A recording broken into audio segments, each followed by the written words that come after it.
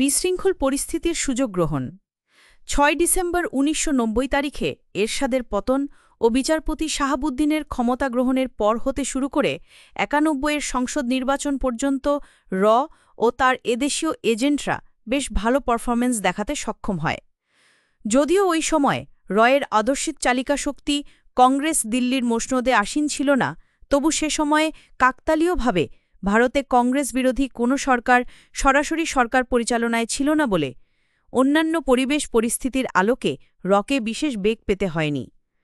তখন ভারতের তত্ত্বাবধায়ক সরকারের প্রধানমন্ত্রী চন্দ্রশেখর প্রকাশ্যে বাংলাদেশ বিরোধী ভূমিকায় জড়িত হননি, ও সে অবস্থা বা ক্ষমতাও তার ছিল না। কারণ ভিপি সিংয়ের সরকারের পতনে ও জনতা দলের দলছুটদের নিয়ে কংগ্রেসের সমর্থনে চন্দ্রশেখর সরকার গঠন করেছিলেন। ভিপি সিংয়ের পতন প্রক্রিয়া হতেই ভারতীয় রাজনীতিবিদরা মধ্যবর্তী নির্বাচন নিয়ে দারুণভাবে ব্যস্ত ছিলেন। ফলে সাউথ ব্লকের বাংলাদেশ বিষয়ক কর্মকর্তারা তখন দায়িত্ব পালনের ক্ষেত্রে স্বাধীন। সেই স্বাধীন মনোভাব তারা প্রকাশ করলেন, সঙ্গে পেলেন রয়ের কর্মকর্তাদের। অবশ্য ওই স্বাধীন মনোভাব তাদের নীতির ক্ষেত্রে সামঞ্জস্যপূর্ণ, অর্থাৎ ৭৫ পরবর্তীতে বাংলাদেশের ক্ষেত্রে যা তারা গ্রহণ করেছিলেন।